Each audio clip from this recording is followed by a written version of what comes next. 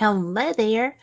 This is Kat Hobson, and you are listening to Fate Mag Radio, the online voice of Fate Magazine. And speaking of Fate Magazine, as most of y'all know or may know, Phyllis Scaldi, who is our leader of the pack. She is the editor and owner of Fate Magazine, and I do this show because she likes me doing the show. It's her show, and I am so thankful that I have been able to communicate with her up until, you know, a little bit. But just so y'all know, I sent her a message today and said, that was my shoe. I was like, let me know if you're okay, because we talked when all of this stuff first happened. She is outside of um, Asheville, North Carolina, and so I was panic stricken when I saw everything happening there and reached out to her, and she didn't have power, but she did have water and other things. So I sent her a message today because our our tech guru is a musician who's been in Texas through this. He lives there too in North Carolina. And so we had been working on stuff, and he let me know that she was okay when he left. And so I reached out to her today to just like, are you safe? You know, do you need me to come get you? Do you need things? And I just got a message that said yes. It was yes, I'm good, and all my little animals are okay. And so she still doesn't have power, but y'all have heard me talk about her chasing her goats, and she has chickens. And so she and her animals are still there, and she's supposed to have power this week. So thank goodness for small favors. Now, if we can just keep Milton out of there, and the one coming behind Milton will be better. So, anyway, I am so excited to welcome my guest tonight. This is not his first time here. He is one of my favorite people in the UAP research. He is one of the board members for the Scientific Coalition for UAP Studies. He was, when I first joined MUFON, he was my MUFON director. He is a consultant with the Army. He is one of the most interesting people. He travels, he adores his bride, and they have so much fun together. He is what we call here in the South the full package. So, and one of the things that I wanted to point out, I wanted to check all of my notes to make sure I didn't leave something out, because this guy is, like I said, he is so busy and he's so awesome. But the Scientific Coalition on UAP Studies, which we're going to talk about, and a lot of other aspects of his work, it's a group of professionals. They're law enforcement, retired military. They just bring a different level of research to the field of ufology or UAPology. So, Rich Hoffman, I'm so glad to welcome you back to Fate. I just really appreciate you so much. So, I'm not hearing him. I'm not hearing him. Oh, your microphone is muted, Rich. It's down on the bottom of your screen to the left. Yeah, Yay. I guess when I was in the back room or the green room or whatever you want to call it, I was probably on mute or something like that. But anyway, yeah, I'm just thrilled to be with you again, Kat. I mean, I love the heck out of you. I mean, it's just amazing. And I always look forward to our get-togethers. And so thank you for having me back on with you. Well, thank you for being here. Will you tilt your camera just a little bit to move your head up a little? Oh, well, there you are. I just want everybody to see how cool you are. Yeah, there you go. I don't know that I'm cool, but thank you so much. Hey, but yeah, a man who's comfortable enough in his masculinity to run around in lederhosen is always going to be one of my heroes. And put it on social media. Yeah, I just love that. That's always fun. When I was over in last name was Hoffman, and my my other family is Schneider and Dorsum, and then so that's all German. But I have a Nolan, which is actually Irish, so It it's a little. is. I'm able to wear the green on St. Patty's Day or something like that because I've got that little 1/4, Irish thing to it. But yeah. Anyway, so I enjoy the this time of year, especially with all the Oktoberfests that are Yeah. going on. So I usually get up in my garb and have a good time. Well, that's one of my favorite things about, well, there's so many, but one of them, because what you do, your work has always been very serious work.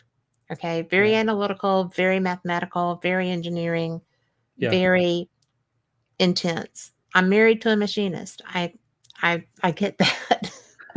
And you play so well. Thank you. And you have to have that balance. Yeah, you Yeah. really do. I really believe very strongly in humor, having a good time, laughing, and really enjoying your life. I mean, Yeah. life is just so short, and then it's over. And Yeah. so make the most of it while you can. You know, Try to be as serious as you can in terms of getting things When accomplished or you have doing to. something, making life better for somebody or something of that nature. And then Yeah. at the same time, just being able to enjoy it because it's just a real blessing every Yes. day. Yes. And, we're so fortunate because, you know, we don't live where it's quite so frosty and stuff. So we can be outdoors more and do wild and crazy things a little bit longer.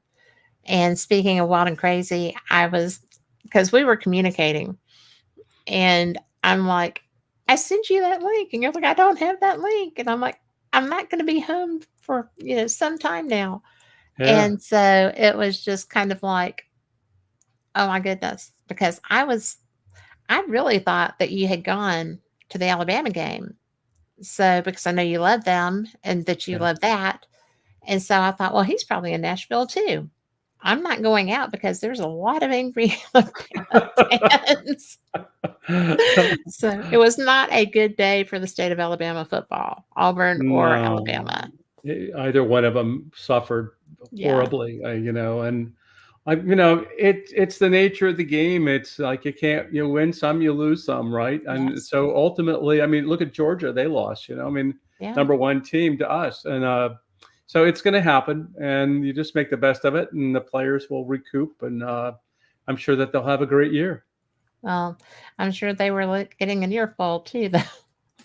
So, Yeah, yeah, yeah. but By all it's a means, transitional period. They have a new coach yeah. and, a great coach, but a new coach, and everybody's still learning each other. But I was at an Alzheimer's awareness event for um, Greg Fingers Taylor. It was in his honor because he was Jimmy Buffett's harmonica player. Oh, What yeah. he was pretty much everybody's harmonica player, brilliant musician and songwriter. But it was a very poignant moment, and I didn't Oh, know I was going until yesterday. wow. So, and I happened to my husband's like, look and find a ticket because my friends from Ohio were coming, and I'm like, I can see the winches. I have to go to Nashville.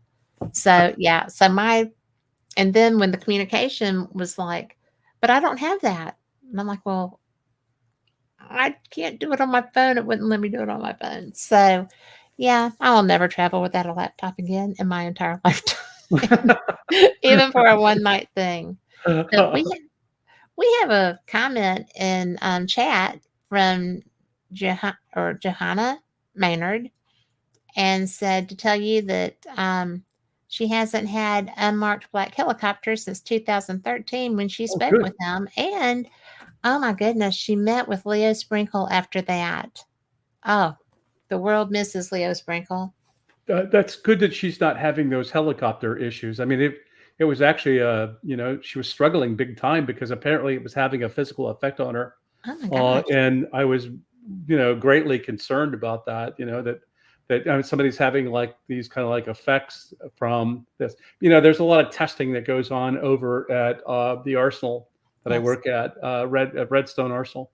And so you'll see helicopters all the time that are doing either dropping flares, countermeasure kind of work or something like that, or they'll be testing sensors or they'll be doing something. So, for her to have that, effect like that, that was very disconcerting. That would be. And she found out that she had been in a project at Redstone during childhood. Oh, wow. Wow. So, yeah. Yeah. Wow.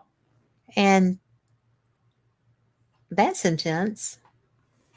I didn't know Redstone did that kind of projects. But, and Yvonne Smith, who is, she is a Dolores Cannon type of hypnosis healing and such. But Yvonne verified that for her. So that's interesting to me. But, well, I didn't get to the Scientific Coalition and UAP Studies conference this year. This has been a very bizarre year. And it's been some time since we have spoken. And one of the things, because you do let me come and play, and I love doing that. I love all of the researchers who participate in this. And I love the fact that when the information, I was at Contact in the Desert the day that they had the hearings where, Yeah. yes, we do have craft. Yes, we do have biologics. No, they're not human biologics. And I'm like, this is on the floors of Congress, and I have to fly for 8 hours today. I can't go anywhere. I have to stay here, Sure. because all of my heroes and field people were there. It was Contact in the Desert, the UAP conference for serious things of that nature. A lot of what would be considered woo too, but not much. And so it was so interesting because this was information on a smaller scale than what I had heard at the conference from the same people. And look at you, because y'all are science-based entirely. Yeah, it was a great conference this year. It's unfortunate that it fell on the same weekend that the Contact in the Desert happened, and that was by sheer accident. Right.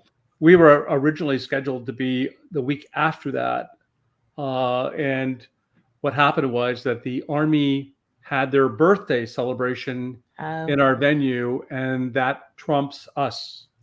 And so bottom line was that the people that I made the arrangements with realized that had happened, and they said, well, you have to move it.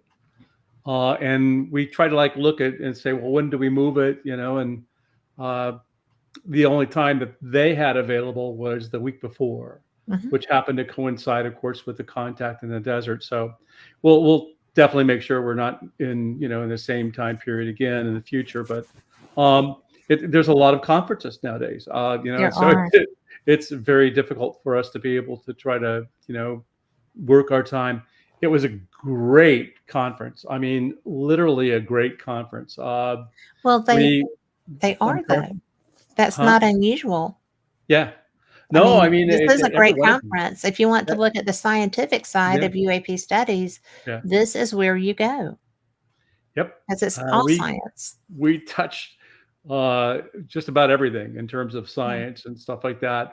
With, you have the Beatrice Villarreal, who was talking about the transients that she's seeing from old photographs. She talked about that. You had Doug Bittner. Doug Bittner covered the analysis of the previous year by Dr. Richard Griffiths, who talked about this object that actually we confirmed is actually Starlink satellites that were being misinterpreted.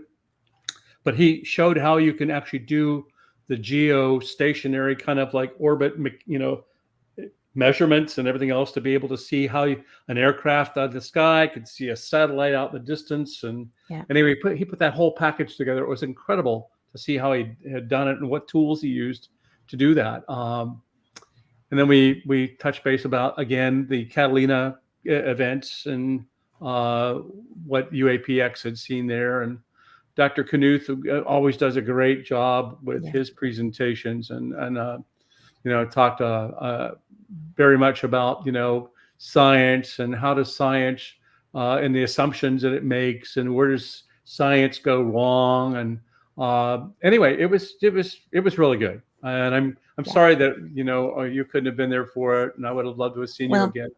well, But me too, but I will not miss next year. well, I'm good, going to send my good. credentials in next week. So Sure. send in for them. But I do appreciate the fact that I'm allowed to be there, you Oh, know, in yeah. my capacity as media, because fate, um, people associate fate a lot of times with woo, right? But but Phyllis and I both are very into looking for real answers, right? Yep. Um, fate Fate was the first magazine covering. Our first cover was Kenneth Arnold's Experience, right? Yes. And Yes. Phyllis was gracious enough to send me a first edition for my birthday one year.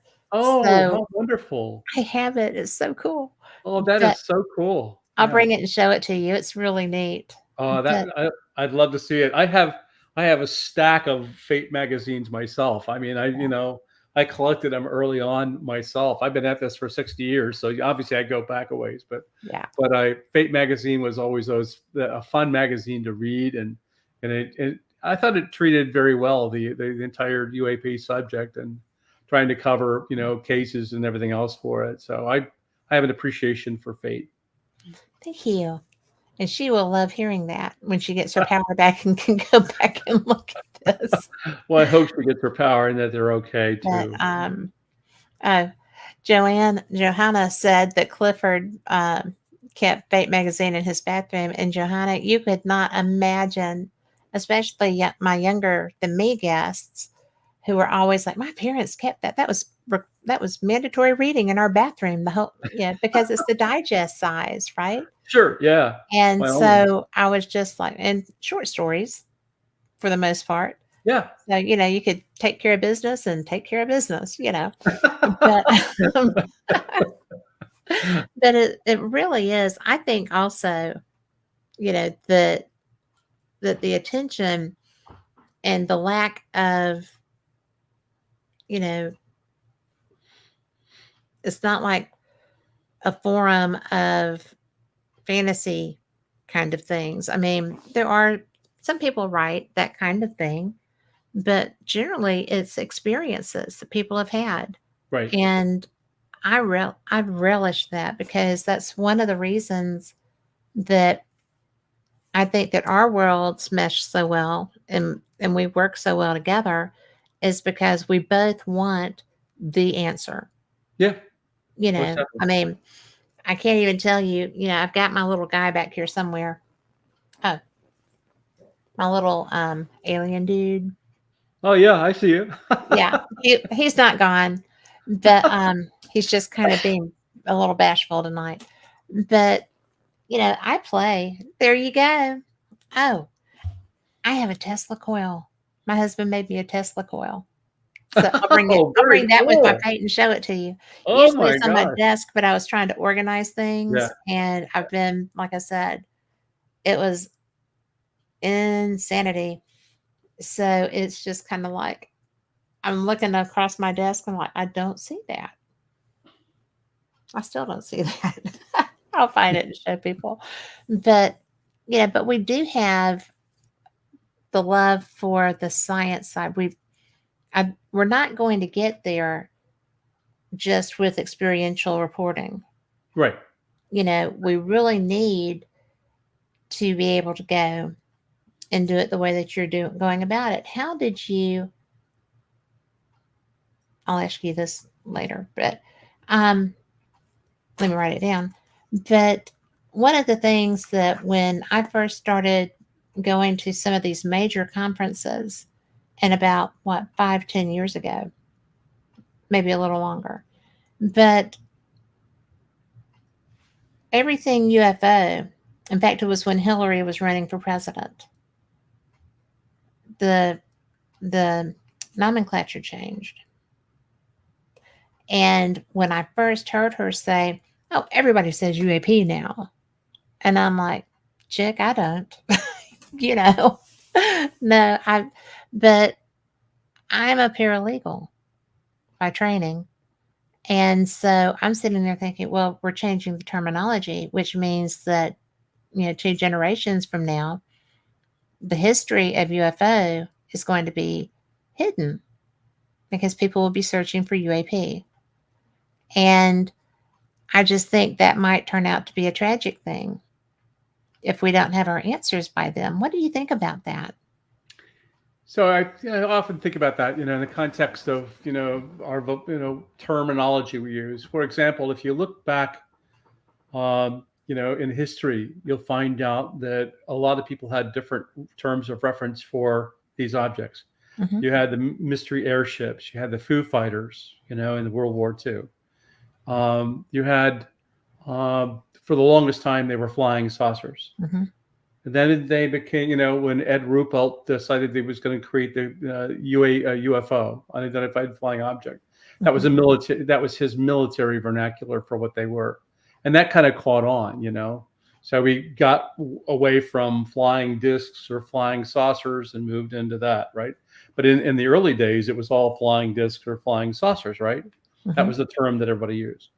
So the terminology has gone through a long period of time. Usually, it's because what happens is it's kind of like out of vogue, if you would.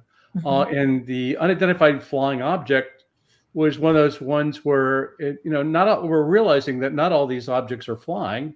Number one, they're in the water, they're in Yes. space, and everything else, right? So now it's a transmedium object, right? Well, okay, then you try to figure out, well, do I change it to unidentified, anomalous phenomena, UAP, Hmm.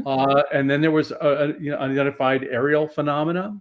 I think that the military is kind of like focused on unidentified anomalous phenomena. If you look at Arrow's title, for example, Yes. it's the All Domain Anomaly Resolution Office. Hmm. And that's the government organization now. And again, they're struggling with that all domain, meaning the fact that it's now that explains the transmedium. It's in Right. all 3 domains: water, air, and space.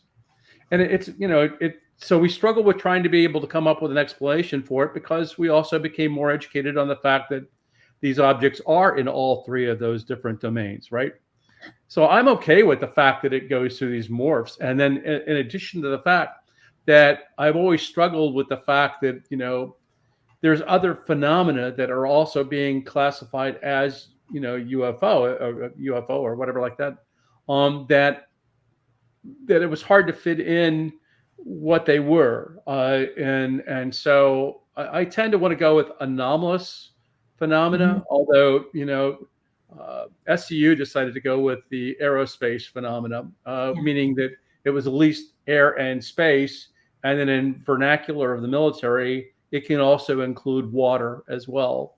But we just struggle with coming up with a definitive term that helps us to be able to get through it. And I think that a lot of people are going to go toward the anomalous thing. The Yes. problem is, again, is what do we mean by anomalous? Well, that could inject anything from, other kinds of phenomena that we don't really want. We don't want to be misinterpreted with ghosts or Bigfoot or, other anomalies, if you would. And so, or strange sounds that might be in the skies or something like that. So you struggle with it. And I think that, but I think that, UAP is definitely where we're going to be going. I think it was more acceptable to the government, and I Hmm. talk with political people all the time, Yes. and I understand why they made that distinction. And again, because UFO had become synonymous with a little bit of more of the woo, that Yes. it was more uncomfortable for them to get past that, and so they said, let's use UAP, and that's kind of like a new term but it doesn't have that somewhat stigma behind it that UFOs might or something like that. But that's pretty much where I see it. I think that the term might even change the more we get educated on them in the future. Who knows? Well, I don't think we're very far off Yeah. from ascertaining what these are. Right. And I don't think one of my favorite authors is Ray Davis, he was writing a trilogy, but it's about, they really came to the White House lawn because everybody, that's the thing. And they've actually been in the White House airspace already. Yeah. So, why do we need the lawn? Exactly. To me, it's like one of those things where it's like, I often gave a lot of thought to that. Is like, if you were an intelligent race, where would you choose to go? Who would you approach? Would you go to the Vatican? Would you go to? Is it better to go to France, or would it be better to go to all of them? Is the United States the one you want to go to? I don't know. I mean, ultimately, to me, it's a situation where it's a global phenomena. It is. I mean, I don't know if you knew about it, Kat, but 2 years ago, Ryan Graves and I were the ones that went over to Bologna, Italy, and actually had a chance to talk to the people over there for NATO. Mm-hmm. About the subject, and encouraging them to get involved and help us to study this and report them. And so I again, what I come back with the fact is that that it is a global phenomena, and there's a lot of global interest in it, and we just need to get together and be able to chat more. And fortunately, SCU is comprised of people in other countries, and we do a lot of chatting. I love that. When I was there last, the young woman in France, whose name is escaping me. I had her written down somewhere. But one of the lecturers was just brilliant, and she was so young and in her flat in Paris. And I was just like, wow, she is a great English speaker. I've got to learn another language because I took Latin and nobody will talk Latin to me anymore. But, they're all dead. Sure. So, like the language, but it's just kind of it fascinates me, the people that you bring in. Yeah. To me, it's like, Kat, I go back to when I've been at this now for like 60 years. So this year was my 60th anniversary. I go back to those early days when I was growing up in Dayton, Ohio, which is where Project Blue Book was, right? And all those days where you had Hynek that was in town. Mm-hmm. He would be giving a presentation at the Dayton Engineers Club. I actually went over and heard him there, and we got to hear a lot of different kinds of like very interesting and people and perspectives in the city. But what I was trying to say was that we very quickly became more moved by science, mm-hmm. and that the fact that science really needed to study this, and really get engaged, because there's a legitimate phenomena, out there that people are seeing that our science would benefit from by getting involved, right? And so yes. Hynek was pushing for, getting scientists to do this. And he was struggling at the time with being able to make some headway on that, because there was pushback, and basically the universities were not accepting it. Flying saucers is just a weird thing, and UFOs are just a weird thing, and don't even bother with it, that type of thing.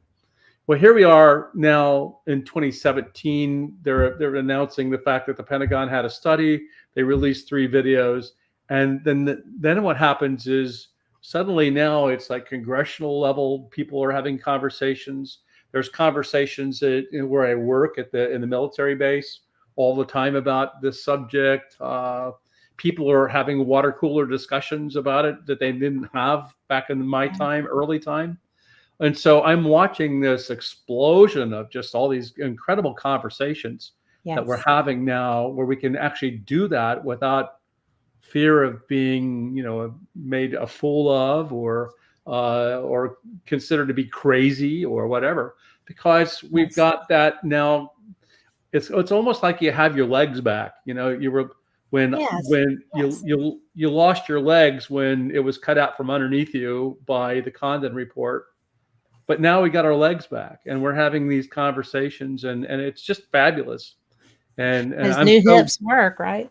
huh? Those new hips are working. Yeah, yeah. By Yeah. all means, yeah. I mean, it's just it's a great time for me, and especially that somebody like me who has lived through all those cultural changes we went through over the 60-year Yes. time period. I'm thrilled. I'm glad, and I think that we talk about disclosure. They probably heard about Right. it in the desert. What does that mean? Uh, does what's going to be satisfying? For me, the fact that the government came out and said UFOs exist, that was a Yes. disclosure. Well, that is, and people are, I sit there and I mean, because I read, I watch, you know, I watch YouTube.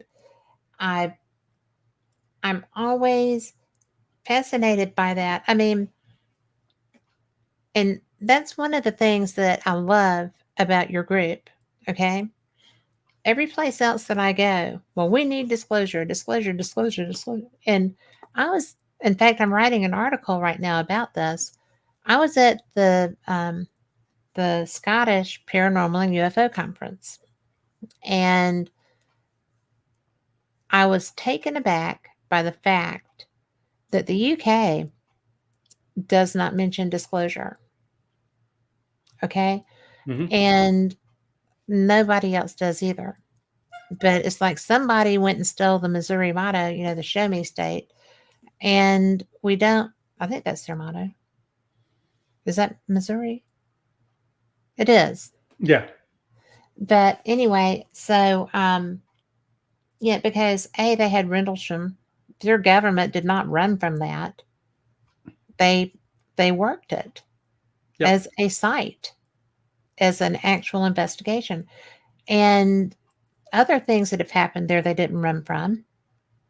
But our government has always been, oh no, pay no attention to the man behind the curtain. I mean, you're crazy if you're seeing, you know, craft and creatures, you definitely just need help. you know. And so many people have been belittled in their experience and such that that's why people don't know this is disclosure. Hmm. They're wanting the alien autopsy bodies. Everybody wants into Area 51, which by the way, I went there last year. It was so much fun. It is. And got to go to Groom Lake, and which all these places are phenomenal. And so to me, it's just kind of a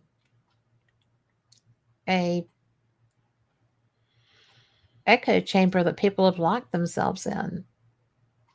You have the government talking about this. We have disclosure. Let's move on to examine what disclosure of, Yeah. you know. And Right. if you stop screaming for it and you look at what we're getting, are you not just blown away by this? Yeah. They've been I wouldn't really want to say my government was lying through their teeth since 1947, but they've been lying through their teeth since 1947. And yeah, even before, because the Trinity crash, when Jacques and Paolo wrote that book, Jacques came on to talk with me about it. I didn't know. And there had been a Padilla man reaching out to me from California. The only thing I knew was that he had pictures with Stanton and Kathleen, but he didn't say anything about himself, about why he wanted to come on. And I'm like, I don't know you. if you'll just educate me, I'd love to talk to you. Sure. And, you know, I don't generally bring people on without doing a background talk to learn. And he was very offended. And I hate that because I would like to have that conversation, you know. Yeah, sure. So, but I mean, we really have known they had people, they had craft and individuals from that crash So pre Roswell. I think that, for the most part, if you take a look at it, and this is where where I come from anyway, from the science perspective, if you Right, would, even when if you look at, the whole question of, is there water on Mars, or was there life on Mars? right, And you watch as the hesitancy on the part of NASA to be able to say, well, yeah, there's organic molecules there. We're finding this or we're finding that, but they don't come out and say that there was life on Mars at all, right, or something that. And their science tends to be very, very cautious because they know that if they put something forward, it's going to be attacked by all these other, sciences or people wanting to inject. So, and I personally, I think that where we need to we need to keep our focus on what these objects are, how they maneuver, hmm, and really to get evidence of the fact that they do exist in the context of that. Now we have a better understanding about them, and we right. can share that, and then we can share that with our political leaders and educate them about the subject better. Then it's a situation where it's a win-win, and you might say, well, yeah, I feel comfortable in saying that, we do have life from elsewhere.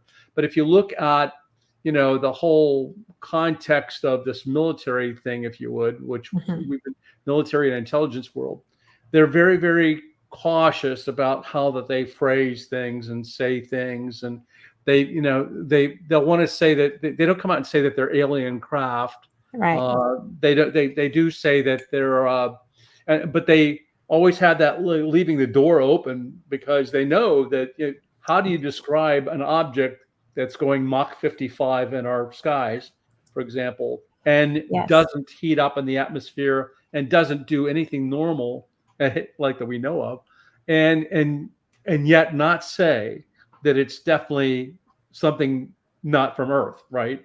Something that we don't have the capability to make at this point. Bingo. Yeah, I mean, Yeah. it's like, I mean, it's not ours, it's not theirs. And, that harkens back even to the day you mentioned Kenneth Arnold, after his sightings and stuff like that, when they got Project Sign going, and it's called Project Sign or Saucer or whatever. The whole gist of that was to say, well, we believe the estimate of the situation said, we believe that they're interplanetary spacecraft, because we've looked, and they're not ours, and they're not from any other country on the Earth, we believe. Hmm. And so they are interplanetary spacecraft. Of course, what happened then was that the General Hoyt Vandenberg decided he was going to kill it and kibosh it, Yeah. and we ended up trashing the estimate of the situation. And there you go. Yes. But that was a pretty predominant declaration of the fact that it's not from here, you know. And Yeah. I think we know that. Yes. Every one of us knows that that's the case. Why is it that you just can't have the government saying a little bit more to the fact that, we believe that they're not from here, and we just don't know where here is. Well, and So, that's an okay thing to say, but people are sure, so afraid to just say that. I know, And I don't know why. Do you think it's because the government has been denying for so long, right? And do you think that if they are proven to have been um, sandbagging or gaslighting on this, because how many people have been ridiculed and mocked and afraid to come forward because of the the ridiculously ugly way that this has been presented and non-factual. Mhm. It's not possible. You're seeing little green men. Yeah, You need to see a psychiatrist. I think that this is, well, first off, we have the national security agreements that all the employees have to sign and everything else, Right. right?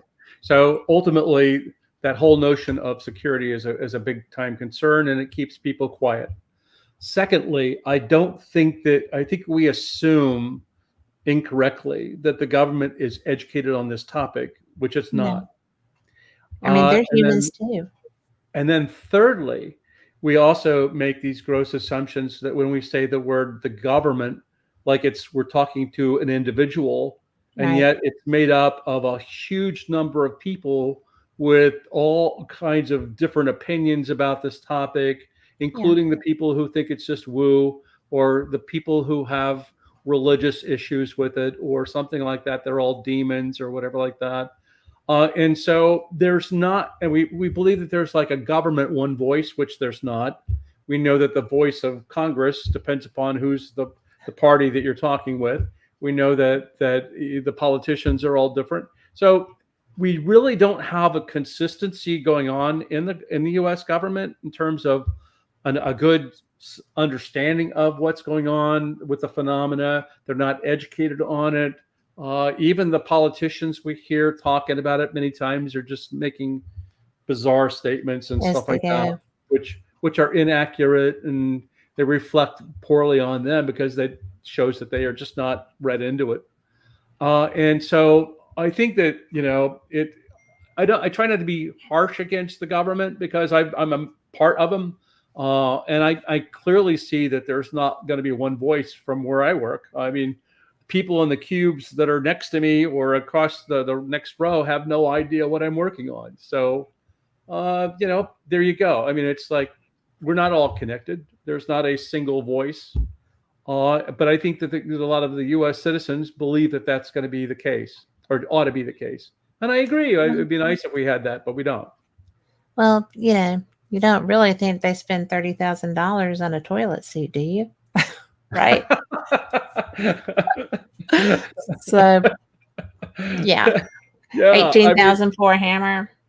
sure. I'm And if this is like so classified, it's not like I am going to be able to walk over easily and have a conversation with somebody and say like, "Hey, tell me about that." Oh, well, I can't, or they yeah, won't even allude to it. So, I mean, there you go. You're going to run into yeah. problems, and you're just not even the people in the government can't get answers. That's the truth. I'm going to tell you that we are about to have a minor eruption here, um, because my husband has come home and the dogs don't know it yet, and he's about to come in the door. So I apologize. Usually my microphone takes care of that, but I'm at a different angle tonight. So No you're going to problem. you'll hear one of them anyway. But I just find it so fascinating, and I have always loved this topic because when I was in 7th grade, I saw my first UFO, and my dad and his Green Beret buddies tried to tell me that it was a helicopter. And I'm like, I've watched y'all jump out of them my whole life. That's not moving. There's no noise, and I don't see any blades. And all of them were just like, well, I think our steaks are ready. Let's go ahead and pull this off. So I'm going to mute for just a second. Talk for a minute. Okay. Well, no problem because I understand completely. Anyway, it's neat that you have some pets in your life. Anyway, I miss my pet. But Okay. yeah, to me, it's a situation where it's like, I mean, a lot of people like you have had those experiences where they've seen things. And, I'll just ask you, Kat, did you report it? Well, I was in 7th grade. Oh, I okay. So, report I yeah, reported it to my yeah, Green Beret buddies that were yeah. sitting around our grill outside our house, Yeah. right? Well, so But I many also had people. lights in my room that night. Yeah. Wow. So, and they were green and white. Uh-huh. And there were some red, but but it was primarily green and white. And I was just like, I mean, I didn't know anything about that. I was just like, what is that? It's a helicopter. No, it's not. I know what they Sure. sound and look like. They were Yeah. paratroopers, airborne division. So, um, so yeah, I mean, I was not in a position to report stuff. I have reported other things I've seen. In Sure. fact, our friend Mark D'Antonio, who is the MUFON Yep. video and photography reviewer, Hmm. um, when we were at an event out in Phoenix one year, a guy came up with a video on his phone that he showed him.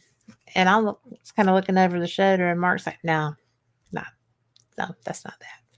So, as you know, there's an air refueling wing here in Birmingham. Hmm. And I I got excited because I hadn't seen Starlink at this point. And so I came running off the deck because, let the dogs out. I like to hang out on the deck too at night. And there were two things that were flying like, I'm trying to do this right. Like, here's one, here's the other. And they're just moving in tandem, right? But they were big and they were illuminated from within. And so I know that's not air refueling. I've seen that. In fact, I Right. helped design their unit coin. But the I'm excited. I came running in the house and I'm telling David, I just saw Starlink, right? Well, then when I saw Starlink, I was like, oh, I did not see Starlink. So dang it. But then that made that a whole different connotation because it was not anything that anybody could discuss. And so when I was with in Mark's company at another event, I said, that guy that had those um like they're cylindrical and they were flying in tandem. And Mark said, oh, I don't know. I said, yes, you do, because we were standing right there. And he was like, well, I said, I saw that, but it was illuminated brighter. I was seeing it naked eye. And it was because the guy that did it had done it with the green night vision. So, but what I saw was white illumination. They were Hmm. white. So I was just kind of like, and that's here in Birmingham on my deck, and I'm just like, oh, look, it's probably not Starlink now that I have seen what one really looks like. So I was very disappointed that it wasn't Starlink, but then I started thinking about the other connotations, right? So if somebody that's just a dog, go out with the dogs, look around, those are usually the people that have the reports, aren't they?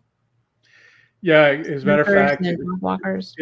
I always got a kick out of it because I'd look at the cases that I would get, and say, oh, well, I went outside with my dog. It was late at night, or I went out for a cigarette and was walking my dog, and they all start out that way. They do, because those Hundreds are of who are cases. outside at Yeah, night. exactly. I went outside to walk my dog, and there you go. And so, in fact, I've had the air refueling missions reported as UFOs as well. Hmm. Well, That sure, works yeah, pretty well. because it's funky. But Yeah, but the bay doors are open. Well, yeah, not the bay doors, but yeah, the hose doors. Those are yeah, lit. So exactly. you And see then people, the connection. yeah, people see that and they're just like, oh, I'm freaking out. And it's just really, really weird. And so you have all kinds of those like lighting drones now are being, flying Yes. at night. You'll see those a lot at like, for example, if you have a fireworks display, Hmm. there'll typically now you'll see a drone or a couple drones that are parked over the fireworks display that are watching Yes. it. And so we get those reported all the time. I don't know if you know it or not, but we're now on my 5th season of The Proof Is Out There, which is on History Channel. Yes. Well, and And you were also on the Unexplained Files, yeah, yeah, but unexplained. Mark, Yeah. I think Mark has done that. Yep, he has. The truth is out there. Yeah, we typically are doing the same kind of thing where we're looking at, videos or photos that are taken and then giving our analysis of them. And so Right. like I'm looking right now at a whole, I think I just finished looking at about 12 different cases. And then later this month, I'll be going to do the filming for that. But Right. they're interesting cases. They're interesting videos. But many times we could explain them. Well, and that's, I mean, we want to know if there's a valid explanation. Sure. Um, you know, not just a knee jerk. No, that's Yeah. not it. And you don't knee jerk. I No. mean, because you have an innate curiosity. Do you mind if I ask you some of these questions that we're getting in Sure. chat and share some of the comments? But let's see. Well, first of all, hey Lori Dorsey, I'm glad that you got in there. And Victoria Monday is here too. And so Johanna is not the only person there. Um, one of the things that, okay, so Johanna had said from a Native American culture and spiritual perspective, they've always been there, which is true. And then she also pointed out that anomalous would be like telepathic communication between the UFOs, which is also because we need to know how they're doing that. And then when we were talking about UAP versus UFOs, she said labels and brought up Tim Burchett, who talks about UAPs. And then when we were talking about, my experiences as a young person, Victoria said, should we report our UFO preferences even if they happened decades ago? Would MUFON, take a childhood experience seriously? Would they? Would you? I recommend that people, if they've got some, the recollection of having a good, solid experience, that they do report it. And yes, to report it to MUFON and say that, that it happened to me, if with as much details as you possibly can come up with. And Mm-hmm. in other words, it happened to me in this city or this location. If you can cite roughly the time period that it was, Okay. if you can get specific details, it helps us to understand the history of the phenomena. So history is important. And I do recommend that. Even when we were, back when I was the director for MUFON in Alabama and Mississippi, and also went on to become the deputy director of Yeah. investigations, as well as the director for research, basically using technology and stuff like that. I always encourage people to report because it gives us a historical record. But again, you want to be able to do it from the standpoint, if you can make it as clearly accurate and fact-filled as possible. If you can't do that, then it kind of makes it difficult for us to really do any work with it. As scientists, I'm just going to stress this: scientists don't like to go with anecdotal kinds of like testimony, because what do we know about the human condition? We're Mm-hmm. very fallible. We don't have good memories. We can't retain things. You might see something different than I. And so bottom line is, there's a lot of that comes into play where we don't get Yes. the details and the data that we'd like to get, which is what science doesn't work around at all. The fact that you've had it is good because it just says it's a human observation, and that's a data point. Yes. But again, we're from a scientific standpoint, we're looking to be able to actually get, like, what do these things look like in infrared? What do they look like in ultraviolet? What do they look like in all these other different parts of the spectrum? Is when we say that we don't hear them, is it because that they were above our hearing ranges, or was it below our hearing ranges?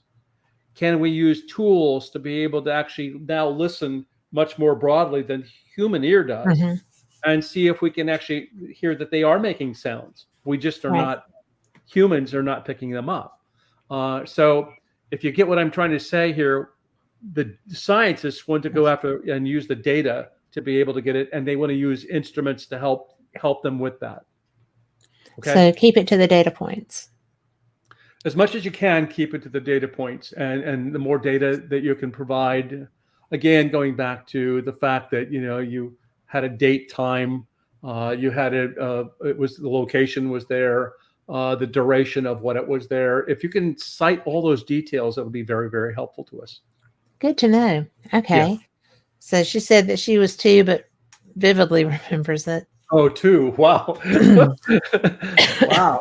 Oh, she said maybe three. I Maybe can't three. remember much of anything that young.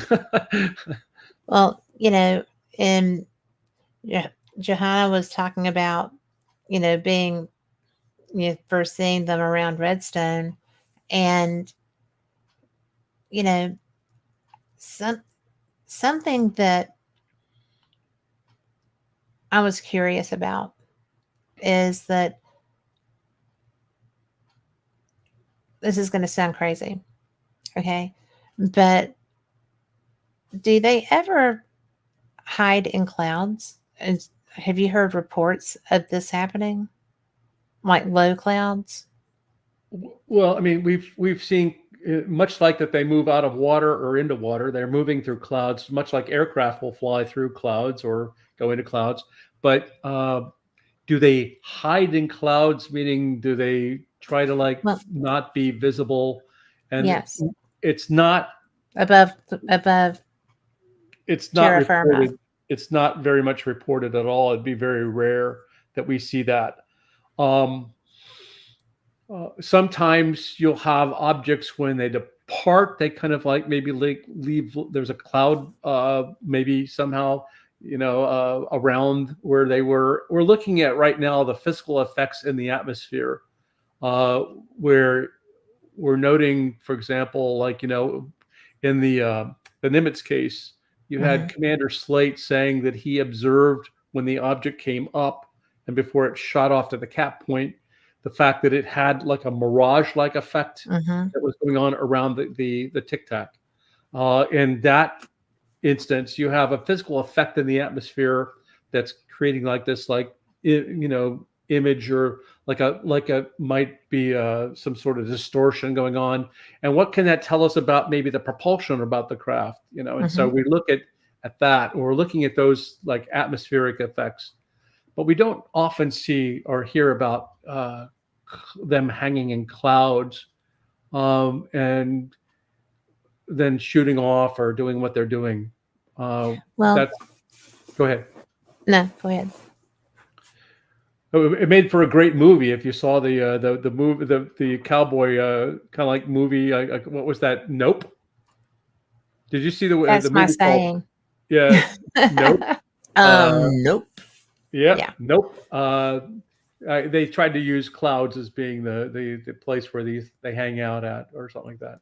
Well, I had that experience here Did you? at my during daytime. And, at that time I had a dog that was a hammock layer. So we would lay in the hammock together, just when she got through running around the yard or whatever. And so I was on the phone with my daughter. I don't think I've ever told you this, No, I've not heard but, this before. but I was on the phone with my daughter, and I saw a very weird, it was like a green cloud, but it was tinted toward the yellow side of green. And it was not treetop high.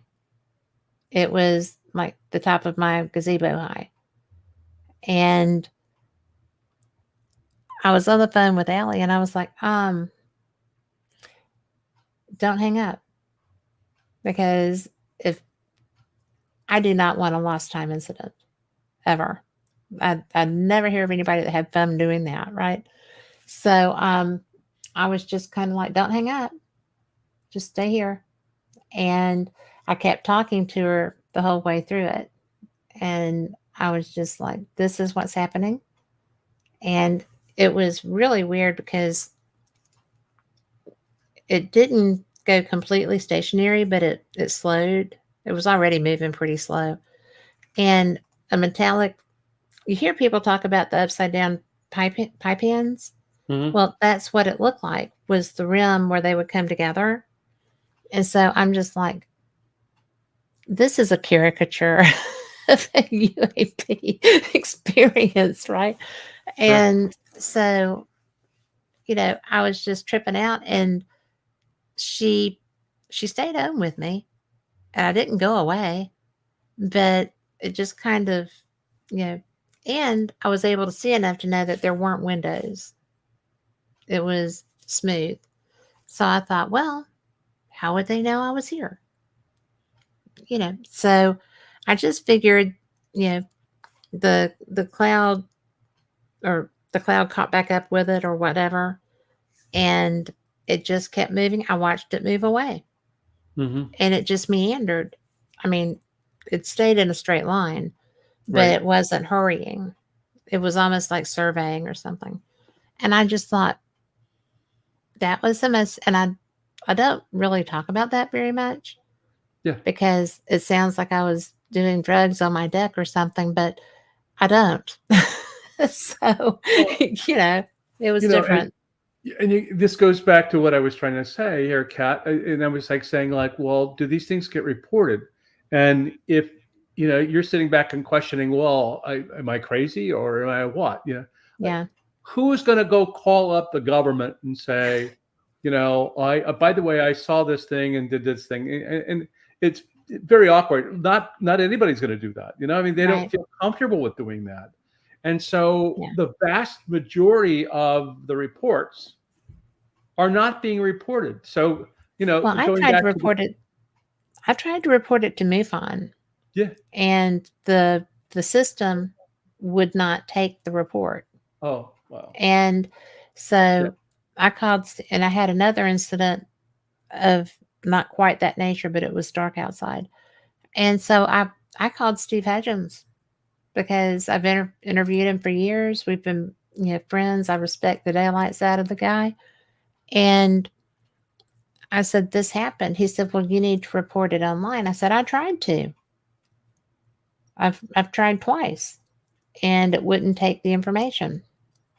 And he was like, oh, I said, yeah, it doesn't always work. you know. Yeah. And So so that's a big time problem. And then right yeah. now, I think that I haven't heard whether it's recovered or not, but that they were hacked. And basically, I think the reporting thing was down. I don't know if it's back up or not, but Oh anyway, wow.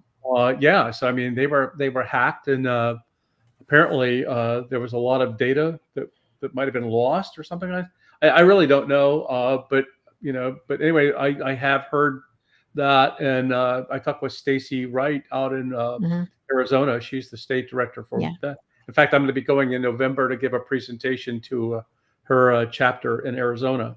Oh fun. But anyway, we talked about it, and they said that yeah, apparently it's down, and that's sad because you need to be able to have some organization that's going to take these reports.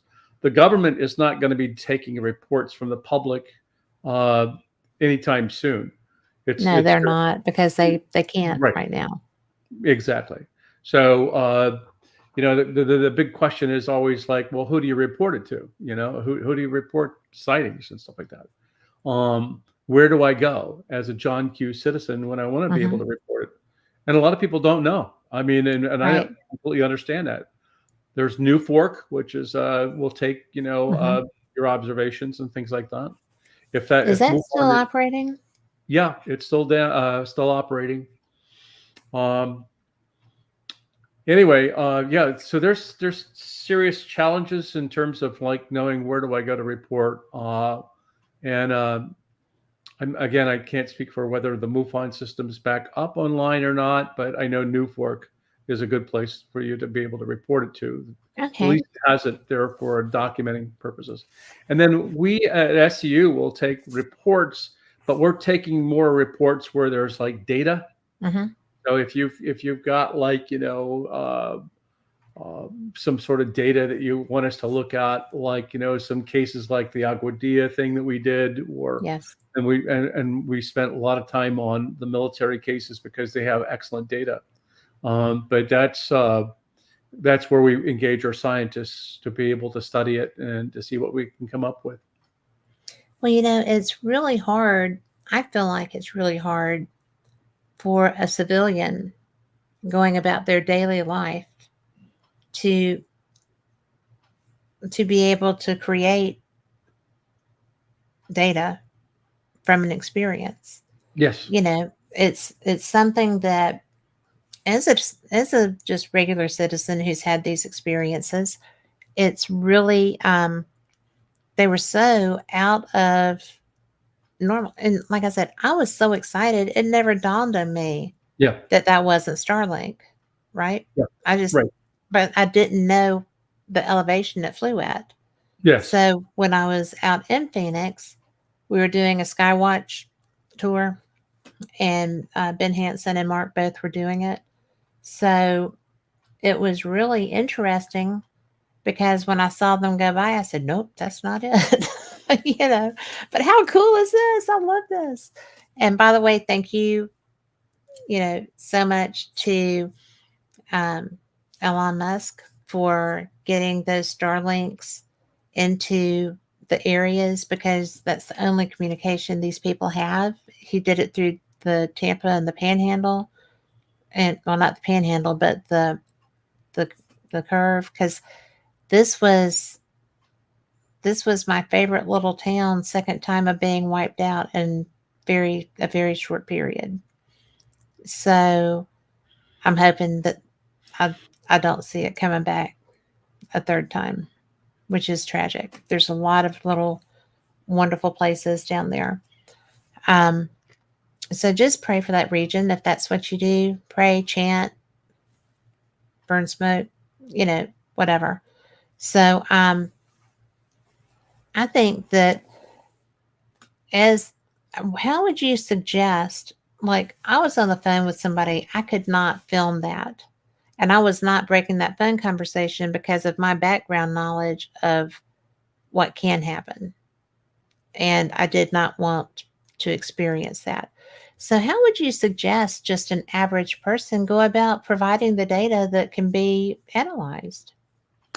So let me give you some tips, okay? Because ultimately, the most all of us have nowadays a thing called a cell phone, right? And Yeah, but it's we're never smart, out of our hand. right? Never out of our hands.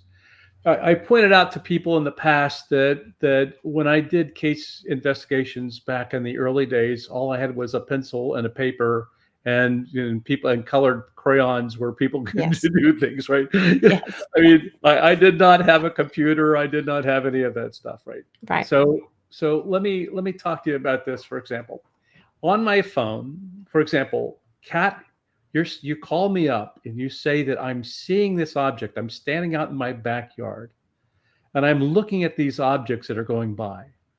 You give me a call. I'll be able to go on it and say, okay, give me your address. I put it into Google Earth, and now I'm standing above your house and I'm looking and seeing where you're positioned out in the yard, right? Hmm. You say, I'm standing by my oak tree and it's over on the left, and I can pretty much see that, right? Right. Okay, now the next thing you say, I see these three lights up there. Let's FaceTime. And so now you're FaceTiming and you're actually holding up the phone. And I'm also seeing the objects you're seeing at the same Oh, time. okay. And guess what? I also have flight radar data that I can go on to, and I can look and see if there are any aircraft in the area. Hmm. So now I'm looking at the flight data and I'm saying, well, wait a minute, I do see an aircraft. Do you see an aircraft over to your south position or something like that? Yeah, I see that, but that's not the objects that we're seeing, right? Okay, and then I'm also can go and look at the satellites right above you. Hmm. I can also look at the stars that are directly above you and see the same sky that you are in. Right. And I can also tell you if there's an app that you could that would be great for you to get. It's called Theodolite, and Yes. it may be a couple bucks for you to pay for it, I but didn't know that was going to be something I could use with that. I got it for ghost hunting. yeah. So theodolite is great in the sense that you can take a photo and it has grid, and you can also send all the data, including the bearing that you're at, your phone is at. You can send me the your GPS location and all that stuff like that. I can also then I can see and triangulate, and I can get kind of like a distance or an altitude. Maybe I can do something with all from that theodolite I camera. didn't know that. Yeah, instead of using your own camera, the theodolite allows you to do that. So what I'm trying to say, there are these tools that we have now on the phone Yes. where Okay. you can include other people that helps you big time. And think about it, FaceTime or something of that nature, where you can get your neighbor or something like that, and they're outside seeing it too. Hmm. And guess what happens if you now get 2 different locations that are doing it? You can do 2 or 3. You can start to get an altitude. Oh, how cool. Precise Okay. altitude. So when you ask what a John Q. Citizen can do, Yes. those are the kinds of things that are helpful for us to be able to do our research and would help advance us out big time. And it also supports you from the standpoint that you're not the only one seeing it now. The Yes. neighbor is also hooked in and everything else. So these are the kinds of things that you want to be able to consider doing with that Well, I wonderful will. thing that you've got now called a smartphone, right? Well, I have had theodolite and removed it. Ah, I okay. mean, I bought it, I swear and by it. well, I will reload it because you know I wasn't getting the application I was buying it for. It wasn't useful for, but Mhm. this is a whole different world. Yep, it is, and again, all that data that you see on the screen on theodolite, like again, the GPS bearing that you're looking at, the bearing, the GPS location, but the bearing that you're looking and you're pointing your camera, it gives me the camera settings that you're at and everything else. It gives me all that wonderful data as a scientist that I would love to be able to have, right? Okay. And you're able to email all that data to me from the phone. Well, you're getting it the next time I see something. Now that I have this knowledge, I'll probably never see another one, right? But I do think that sometimes, Yeah, you know, areas or I think some people have I don't know if I don't know what the attraction is. I don't know what would create a situation where somebody has so many experiences and yet no obvious time loss or anything. sure. You know, I put that question to somebody one time and they said, "Well, they're just in tune with you." And I'm like, "How could they be in tune with me?" You know, they don't I mean, this is the only alien I've ever seen that I know of. And yeah, I have to tell you, my machinist, you know, completely logical husband brought Al home to me from a market that he had been in. So it was a display, and David talked the people into giving it to him to bring home to me. That's funny. Oh my So, God. but you know, I've just never felt like I had enough information to turn in. Victoria asks, is Google Earth in real time and can we go into the specs? And can we all have your phone number? She said JK on the phone number though. But just so you know, I don't even have his phone number, Victoria. But you know, it's just one of those things that's going to be so handy. And I hope anybody listening to this now or in the future, um, you do this because I'm just an average little old lady in Alabama who has these things show up. And, you know, I get embarrassed a little bit about the Starlink thing, but it's just a case in point because those suckers were big. Yeah, They were big from where I was standing looking up at them. sure. And if they weren't jets. Mhm. You know, they were cylindrical and they were illuminated from inside. It looked translucent almost. And they weren't lanterns, they were too big. So, So another thing that I was going to tell you was that if you have your camera and you have theodolite, you take a picture of what it's doing. It has like these. You could put these like little range finder kind of like things on them, little circles and stuff like that, which allows you to then see like basically like, well, how high up was it? And if I took that photograph, you'd be able to draw the size of what the object was, maybe that you saw in the sky, right? And so many times what we get when we get a UFO report is people are not familiar with, like, how do you gauge distance of something, I am terrible at that, yeah. people are terrible at that. If you if you've ever been on a highway, the car in front of you when it's up close is really, really big. It's like, wow, that's pretty good size. But when you see it a mile down the road, it's a little pinpoint. Yes. And you're saying, well, is that, is that a mile away from me, that little pinpoint? Or, and then it's even more complicated at night, where, Oh, well, yes. what am I, and if there's no reference point for distance, you're struggling big time with how do I gauge that? Is it 3,000 feet? Is it 10,000 feet See, or I could never whatever, do that. and I use so, the trees. well, and use clouds, by the way. Yes. Well, If you understand that the cumulus clouds are like at roughly at about maybe 3,000 feet altitude or something like that, and they can be a little bit lower than that. But okay, well, was it above the clouds or below the clouds, and it flew into a cloud? Well, we can find out something even from that because we now have one-to-ground history that we're able to go and look at and find the actual level of the clouds, and we can make a determination on the altitude. fascinating. Yeah. That is fascinating. Yeah, That's so the coolest thing ever. use clouds as a guide for maybe the altitude, Yeah. and then also get familiar with, if you can, for example, like the moon. If you see a full moon, that's a half a degree in terms of the degrees in the sky that Mhm. it occupies. Well, is it the size of the moon? Full moon? Is it a half of the moon? Maybe use that as a reference point or something of that nature, and that helps us out. Um, if you see a star or a planet, what was bigger than Jupiter or bigger than whatever, Well, that that would be hard because Jupiter looks like a really, really big bright star, right? yeah, it And does. It does. so, and I mean, I am a star watcher. I love it. Yeah. But yeah, and heaven help you if there's a meteor shower. I'm not coming in that night. But it's just that these things. And Victoria, like is Google Earth and is Google Earth in real time?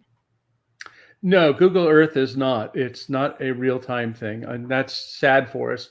But ultimately, what it does is, again, going back to like our reference, the conversation we just had about you having the sighting. Mhm. If you give me your address, at least I can see maybe potentially whenever they took the photo of your property that there might be a tree out there, or you could give me some gate, like I'm looking at it and saying, okay, I see a fence line that's out there. Do you see? Yeah, that's my fence. Okay. You could say that. And so ultimately I'm able to use Google Earth to be able to gauge a lot of different things. In fact, I use it for the measurement. It has a measuring tool in Google Earth. I don't know if you know Mhm. that or not. I So I can did. take your position and I can go to the next position and I can hit the little measure when I right click and say measure. And Mhm. I'm able to now gauge.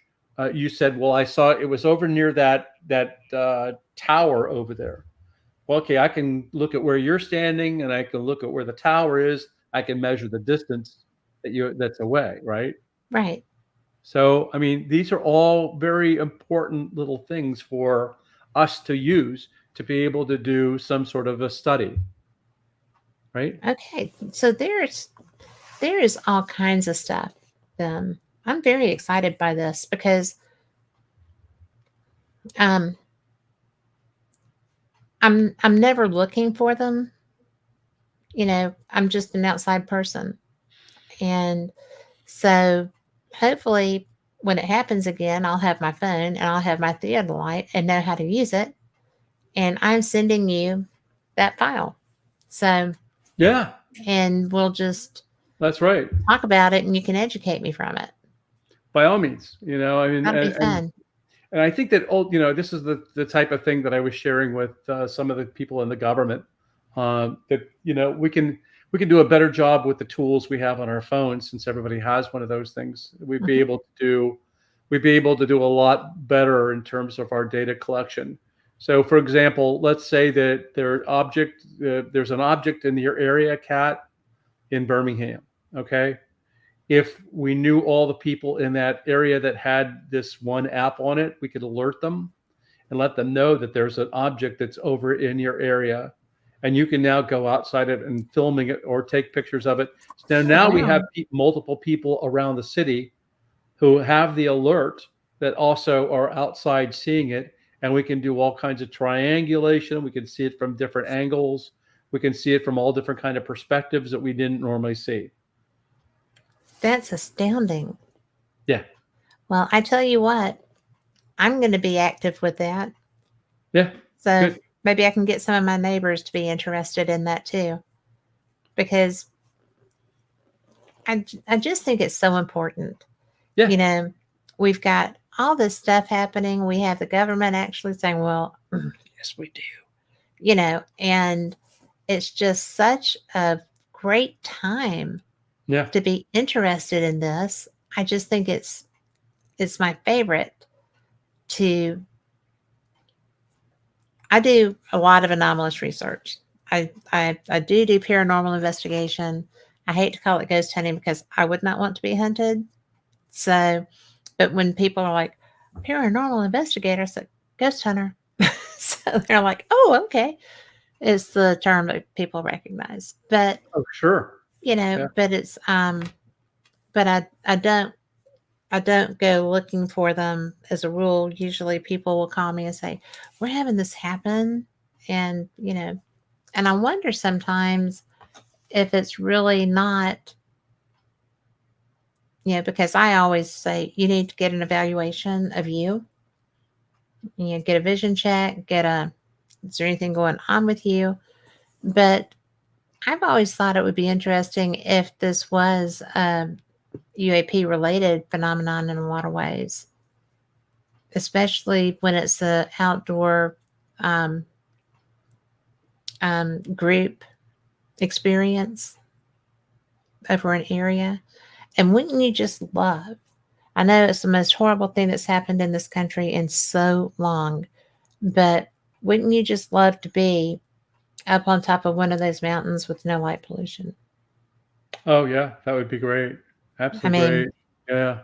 it's one of the few things, and it's a kind of silly thing to maybe consider, just something to break up the horror and the panic that they're experiencing, that they could just stop and look up at the sky. Because even without a UFO up there, it's so soothing. Mm-hmm. And I just, before we go, I'm going to offer some places that people can reach out and help. But, it's just one of those things that it can bring you such comfort and peace just to watch it. And even if you do see something, it's like, oh, look, I'm not alone up here on the in this crisis management situation that I have no idea how to manage because nobody's helping me. It's just, although kudos to Samaritan's Purse and to the Cajun Navy, because the Cajun Navy came out of their boats and went to North Carolina, and they are packing ATVs, they are packing mules, they are packing everything. And I want to, on behalf of, you know, people that wish that they had a way to go and do that too, thank y'all for doing that. Because, oh my God, we have such wonderful people. People are nice when They you are. know, people, we're all human. Yeah. It doesn't matter where we live. That's And we right. all have different experiences. And, um, you know, I think that what you do, you've done it a long time. How long have you been how long have you actively been a member of MUFON? Well, since its inception, it was the Midwest UFO Network, and it was 1969 that I got involved. So it was right then when they were still just starting up practically.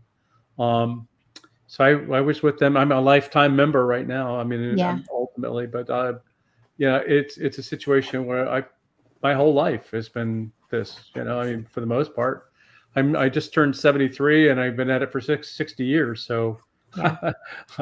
I've been I've enjoyed every aspect, every minute of it. Actually, to be honest with you. Well, it's one of those things that, I started Paranormal Experienced, and you've been on there because I cover everything. I don't Hmm. care. I mean, this is paranormal. It's not Yeah. normal to Right. have an alien in your bedroom.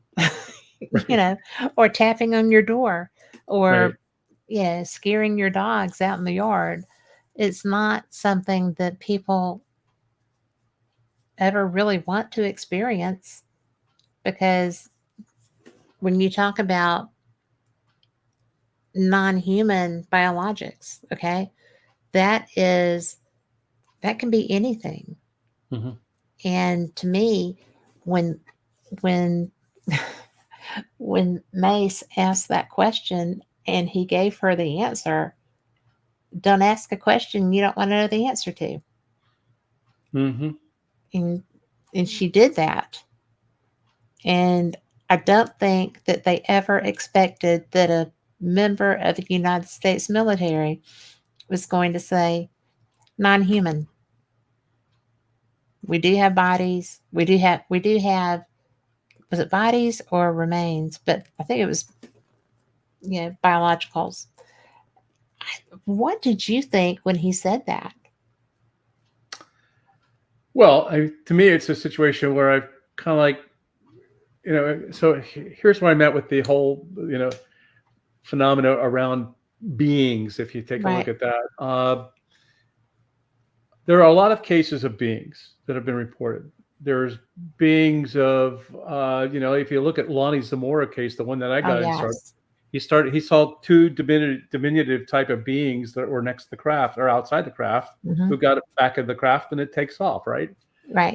You have you could go through countless other cases throughout history and hear about beings. Now, not all UAP are big enough to support that. For example, we have grapefruit-sized craft. Those don't have necessarily beings in them. They could be like drones. Yes. They could be out doing whatever they're Measurements. yeah, Checking exactly. our environment. Yeah. Right. Autonomous, and they're doing surveillance, or they're doing some sort of whatever data collection or whatever like that. So we see those. We see, and I don't believe that every one of the crafts are necessarily piloted by Right. beings, right? I agree. But you also have a situation where you've got craft that allegedly, of course, the people are saying that it crashed. If you look at Roswell, you find out that allegedly there were beings that were associated with that. Those beings went somewhere, for God's Yeah. sakes, if they indeed that they were taken. Right, So Kat. yeah, so Just saying. It's when in we chat. when we So, bottom line, when we hear these incredible cases like the Roswell case, yeah. or even other cases, why wouldn't they say that they've got these biologics? Where would they have gone? I mean, of course we've had them, and it's continuing to put out the lie that we don't have these things when we did, and And so do. Or you do. know. Kecksburg, there was the object in Kecksburg that came down. Was Yeah. it piloted? We don't know. The thing was hauled off by the military, and it is gone. Was there a being in it? We don't know that. There could have been a being in that. There are a lot of these kind of things that have happened over our histories where there's potentially biologics associated with them. And obviously, if you have craft that are maneuvering like these things are being reported to Yes. maneuver, well, they're not going to be human, probably. They're going to be Either something that or else, they have really found a field that can protect a body, big, right? big Because we time. can't. Yes. So the question is like, what are they? Were the beings like? Did they describe them a certain way? In the case of the Roswell, we believe that they look more like the gray, kind of like Like beings the from the drone description. beings. If you were to look at other cases and stuff like that, well, we've had the Pascagoula case was like this huge like The mummy wrap Michelin kind of. Man. I'm sorry. It's like the Michelin Man with Yeah, claws. yeah, it's like the Michelin Man. And then if you look at other cases, they have different shapes. If you look at Kelly Hopkinsville, they were like small Yes. little beings that were coming up. They were being shot and had robot kind of like, or like they were hollow metal or something like that when the bullets would hit them.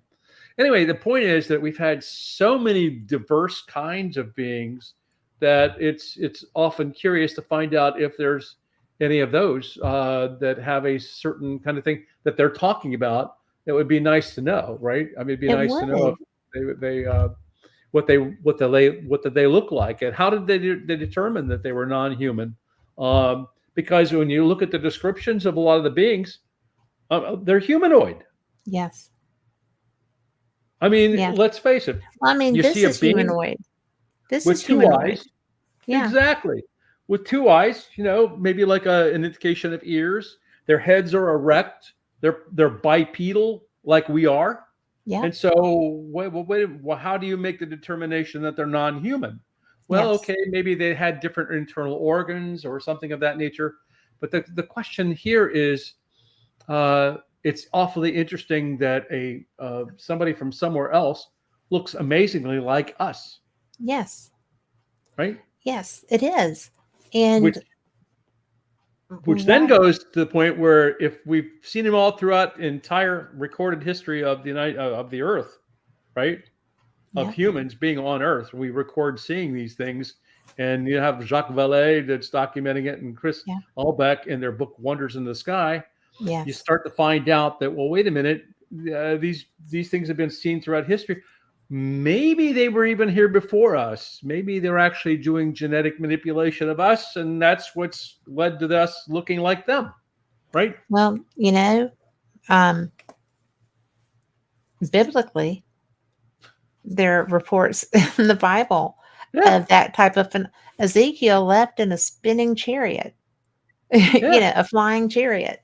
yeah. And Yeah, there's so many throughout and then you go into Egypt if you are interested in the pyramids. The hieroglyphics are people in masks, but there are also beings that look like the people in masks. hmm, Like, like we're interacting there and we're documenting that interaction. I yeah. would have loved to have been a fly on the wall because Phyllis, the owner of Fate, got to interview Sitchin. And that Okay, interview is actually on YouTube. So I think that's a civilization that is so interesting because, you know, the tricorders, so much of the um, Star Trek things were designed to look like what was on the walls in Egypt. It's like this is so much fun, right? yeah, This is the fun side of ufology, but it's just it's fascinating. Like the Anunnaki looking, being depicted as looking like hippopotami, almost. That stuff interests me too. So sure. it's it's a strange world once you start delving into the history of the phenomenon Yeah. and the history of humans feeling like they were interacting with it. Oh, you know what we've got it brought up in chat? Have you seen it? No. Johanna has brought up Space Force, and Space Force is different from the 20 and back, right? So Space Force was basically put together not as like a combative like thing or something like No. that. It's mostly about keeping track of what our anti-satellite technology that we've got that the Russians and the Chinese are playing around with.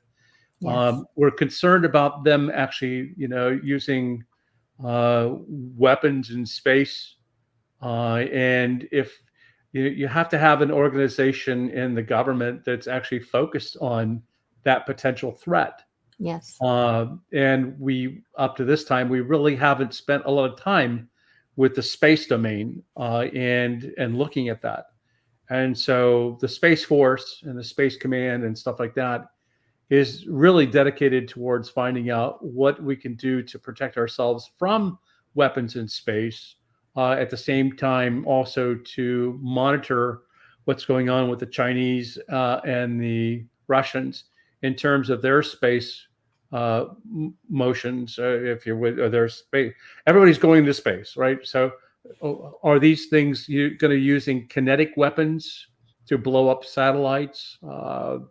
And we've had a number of instances already where we've had satellites that have been either hit or blown up, if you would, Yes. in tests, including the United States did that.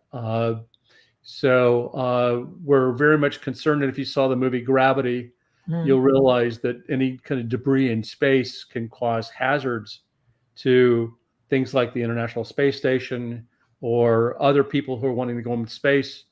And nobody's thinking about the fact that we've got all these 30,000 objects that are up there in space, and Already. we're Yes. cluttering it. We're much like we're doing with our oceans, we're cluttering Yes. space. And then the big question is, how do you get those things down when they are no longer, or they're obsolete?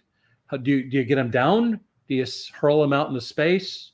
Do you go and you think you're going to get a big bag and try to collect them? A No, that's not fishing how it works. net. Yeah. Yeah, big fishing net, and so there's a problem with cleaning up the debris. Hmm. But the debris actually becomes a threat to us, because the last thing you want is to be out in your car and to be hit by a piece of debris from a satellite that's re-entered improperly and was not actually tracked properly, and it comes down on top of you. So that's what Space Force is about. It's not about keeping us from aliens or something of that nature, although that would definitely be a big time concern to them, but it's nothing more than that, really, at this point in time. Are you familiar with the 20+1 program? 20+1? No, I'm not. What is that? It's I've only um I've only heard about it a couple of times. I've talked to people that said that they were part of it, but it's where you sign up. It's like a quasi military, or maybe a military thing, as it's being sold, but where an individual gets assigned to this unit and they leave for 20 years, but when they come back, it's the year before they left. And it's just like this whole big time travel, space exploration kind of thing. But it's fascinating. I just didn't know if you had heard Hmm. of that or not. No, I haven't heard of that at all. Read a couple of. What I when I went over to Bologna, Italy for NATO, the big topic at that time was the Space Force, and they were looking at the space domain and what they should be doing in Right. space as well to protect themselves, to become better, because there's about 3,000 satellites that Europe relies on, which Yes. are everything from banking satellites to communication satellites. And if the Russians are going to go out and blow them up, then that becomes a problem for them, And so, what do they need to be able to do to protect themselves? So they're looking at also putting something similar to a space force in place. Right. Well, Tom McNicholas said that, and it's a good point. I hadn't thought of this, but I'm Mhm. not getting the moon over the mountain in front of me in time to see it before I go to bed. But he brought up that right now there's an asteroid within Earth's gravity, which is actually in the Yeah, moon's gravity yeah, system it's too. like that's their second moon. Is that what you? Yes. Yeah. Is It's that going become a. I'm sorry. is that going to stay, or is it just in transit? No, it's just a short period of time, and it's supposed to go moving off, and we won't have any problems with it. But for a short period of time, we actually have the two moons, if you would. Just Um, fascinating. yeah, and then these, obviously asteroids are a big concern in terms of watching those things, because if you don't catch one, as you very well know from watching science fiction shows and stuff like that, we could be in a deep amount of doo-doo. I can't believe you said "do" on my show. Yeah, I'm Rich. sorry. I thought I'd throw the doo-doo thing out there, but yeah, I mean, it's like, Deep Impact was a great movie in the Yes. context of that type of thing. And what do you do when you have those things? And so we have all these space objects that are out there that are potential threats to us, that we've got to be mindful of. And And most of them are our own fault. yeah, yeah, What was I the name? What was the name of that ancient, great big asteroid that just recently went through, the long one. Are you Oumuamua? Or- Omu Omumu? Yes, Muamua? Muamua. Oumuamua. Oumuamua. I Yeah, saw an article this week that said it looks like it's coming back.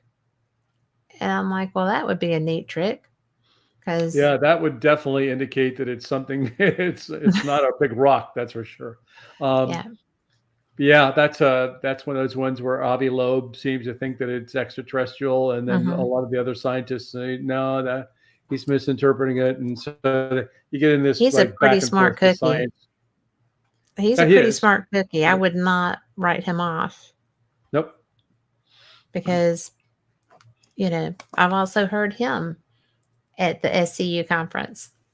So you have so many amazing members and contributors, and you know, I am so fortunate that you allow me to come and play with y'all. It just it's just fascinating. And when I told you about that craft that always stops here, and it's always during the Perseid meteor shower. So Hmm. I'm trying to figure out how to film that because Peter had said, well, you can put some cameras up on your deck. I said, I don't think they're going to catch that, because I have light pollution. So, but I'm still going Hmm. to try because it was a good idea that he had. And I just, in fact, I sent you that message. I said, it's there. It's in Orion's belt. It just parked. It's just parked up there, huh? Wow. It comes over and then it stops, and it's almost like something is watching the meteor showers, like having Mhm. fun, you know. You know, So other people are saying that they're seeing those satellites, that Starlink satellites, in Orion's belt as well. I've never had that. Yeah, haven't you? Usually, Yeah, yeah. No, I, they're saying that they're seeing that those things are parked up, and they tend to report them up in Orion's belt. And I'm going like, or Orion's area, and I'm going yeah. like, that's kind of interesting that they're parked up there and Well, I they're didn't doing know that they had a parking capability. Alana's well. much That's better than I thought he was. yeah. But we do, there are so many geostationary satellites we use. Our GPS, satellites are parked basically up there, right? They're basically staying in that same position, although they're moving. They're moving equally with the planet Earth, as our rotation, but they stay in that same geosynchronous orbit that we are in.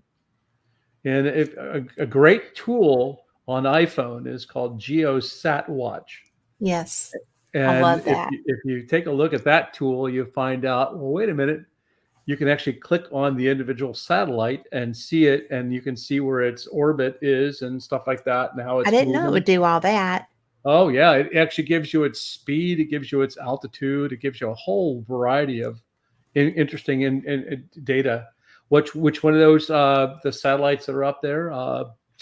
The iridium satellites that are Hmm. up also create what they call the iridium flare, which a lot of times people can be seeing that and they misinterpret it as an object, but it's Right. basically a big flash in the sky that's up there. And it's nothing more than the fact that the satellite has turned and its Hmm. solar panels are reflecting the sunlight, Yeah. you know, and you can I look at watch. those things as well.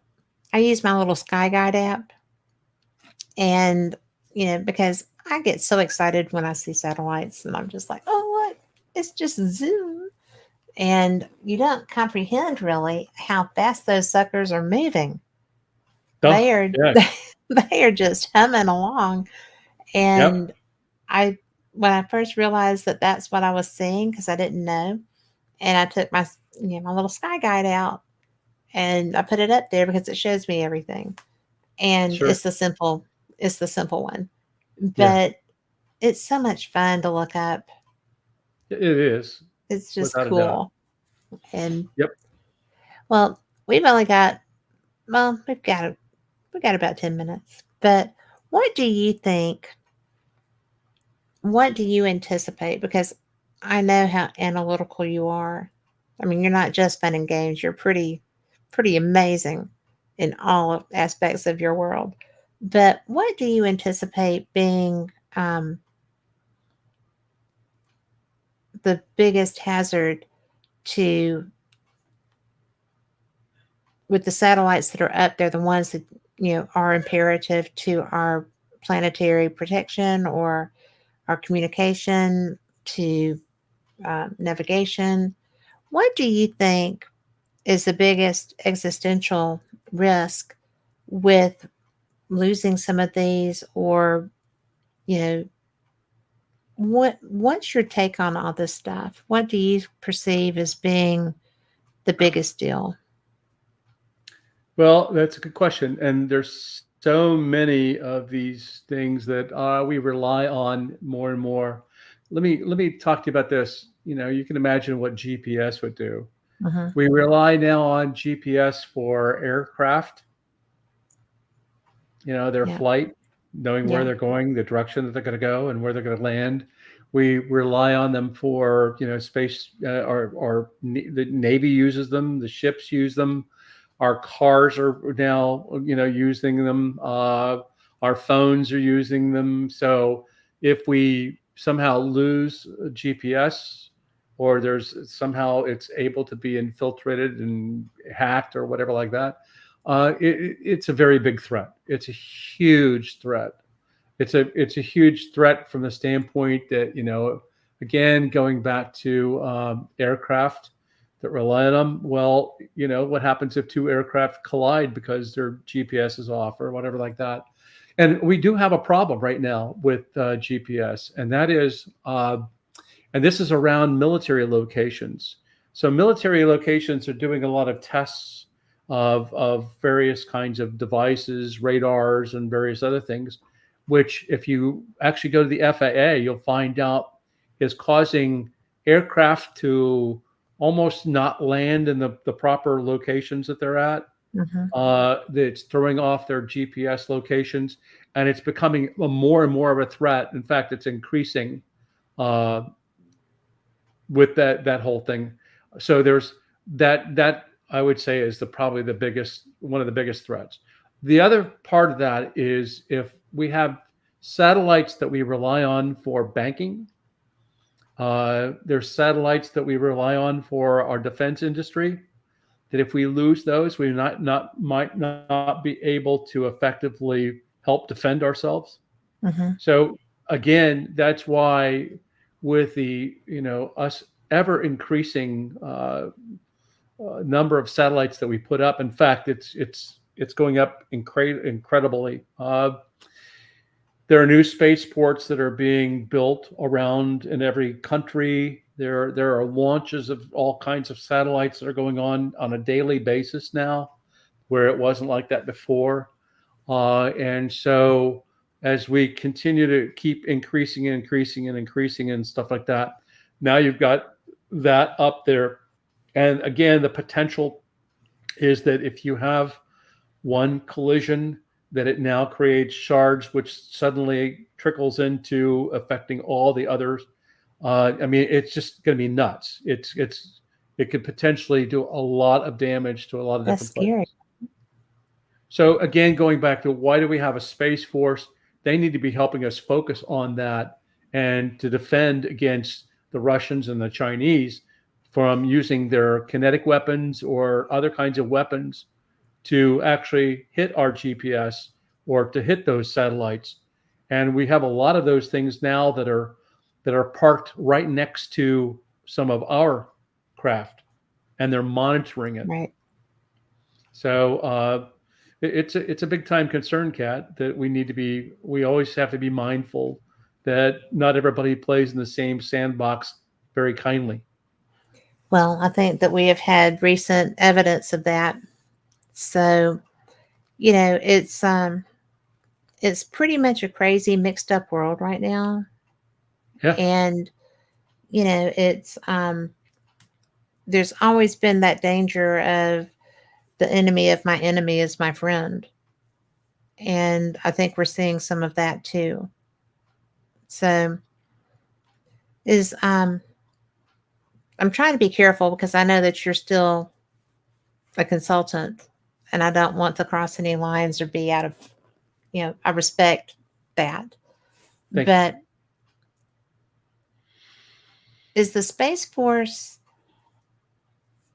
I know it's active. Hmm. Is it actually like playing a big game of Galaga with the Space Invaders kind of bigger program? No, I'm not sure.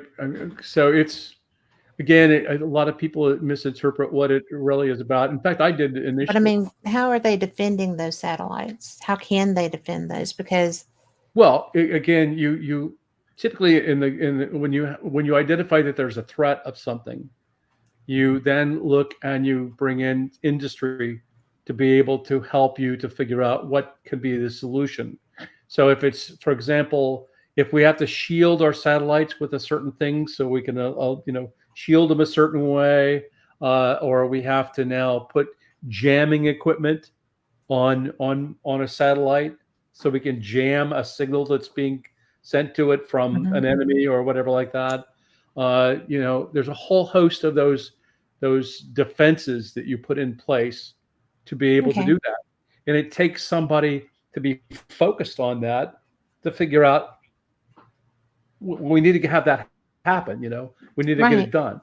And so Space Force is about getting contractors and industry leaders to help us figure out how do we do this solution to solve our problem so we can protect our investments in space. That's just so smart.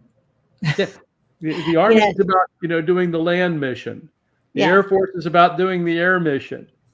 Well, who's doing the space mission? Well, So, I now we mean, got them. now we have them, right? The Space Yes. Command is supposed to be out there helping to protect the Well, things we got up there.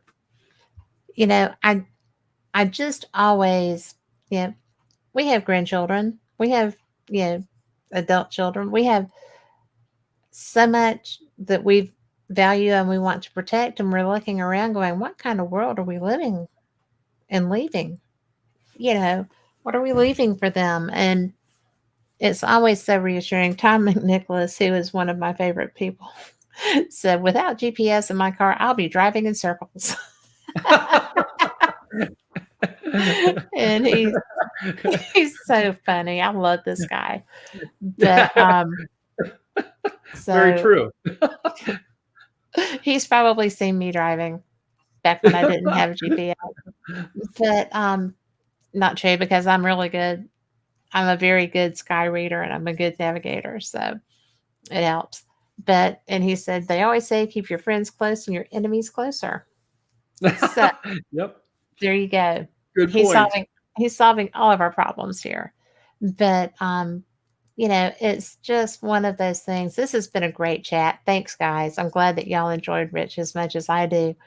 I am I'm always so excited when I'm going to get to talk to you, because I inevitably learn stuff that I didn't know, right? And you're so generous with how you share that. You answer all of my questions, and you don't make me feel like a goober for asking them. But I figured that if I don't know, then my listeners aren't going to know. And how often do you get to talk with people with your background and, you know, end your joy for life? You make things fun for the people that get to interact with you. And I appreciate being one of those people. Oh, So, it's always a pleasure, Kat. I mean, I really enjoy talking to you. You're just a warm, fuzzy person that I just love to hug and, thank you. send a hug. And I was thrilled that you came to the conference that time where I could actually get to see you. I mean, and meet Yeah. you, as opposed to this kind of thing. And I'm also, I mean, just Well, want to we're point out, video. It's our yeah, first time to video. I was just saying we haven't done this before. No. My other times where we were just talking, without the video, and now we have the Yeah. video. So it's So, actually great, and I enjoy it so much. But again, thank you for having me on, and I I just love the heck out of you, and Yeah. and I'm glad that I Ditto. can help keep educating people on the topic that I've been spending most of my life on, and you know, It and has been your it's life's work. yeah, it has been my life's work without a doubt. Yeah. Well, the work that's the fun for you, Yeah, the fun side of it. that's right. So, but I am coming next year, and All right. I am so I can't believe I didn't get to be there. So I'm ready, ready, ready. But well, I mean, it is because it's such a smart conference, and when I've had questions after a conversation, you know, they always provide answers. And I've gotten to listen to people that I wouldn't have had access to otherwise. It's Sure. just a brilliant, brilliant conference. And, you know, for everyone listening, it's a scientific coalition on UAP studies. They have an annual conference, and you can attend um, by video.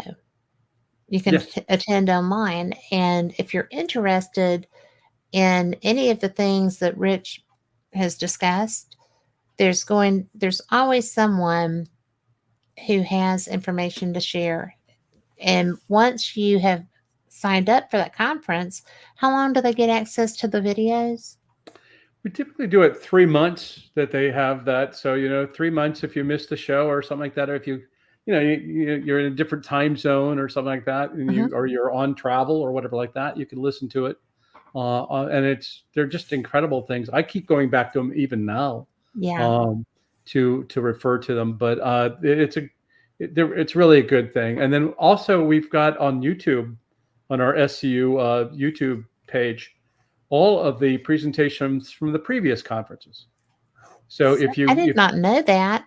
yeah, you could look at the past years. We put them up there for you to be able to see. Our website is explorescu.org. Hmm. There's a contact page if you ever want to get a hold of us or something like that, or if you want to send your data on your sighting, you could do that through the contact page as well.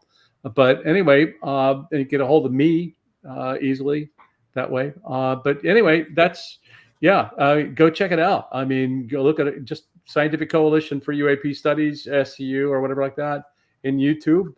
Yeah. And there you go. I mean, they're all there. Well, there's a lot of those that I'm going to be hitting because when I wasn't able to be there, you have so many people that I love learning from. So Yep. go SCU, Scientific Coalition on UAP Studies, hit that up because I'm telling you, you're going to learn so much really cool stuff. And you're going to have fun doing it. So, and you'll be amazed at what you didn't know because I always am every time. So, well, thank you so much. Thank you. And we will do this again. I just so enjoy you. And I'm glad that technology and schedules did not ruin this because I was getting so worried. Oh So, no, I'm glad that it didn't run it either. So uh, well, I'm like I just said, I probably should have just stopped by your house and done it you live could have done that. with all of the stuff that was going on. I drove right by there, but Oh my God. it was funny. But thank you again. I appreciate Thanks. you. And good night, chat. We Yeah, good appreciate night, you. everybody.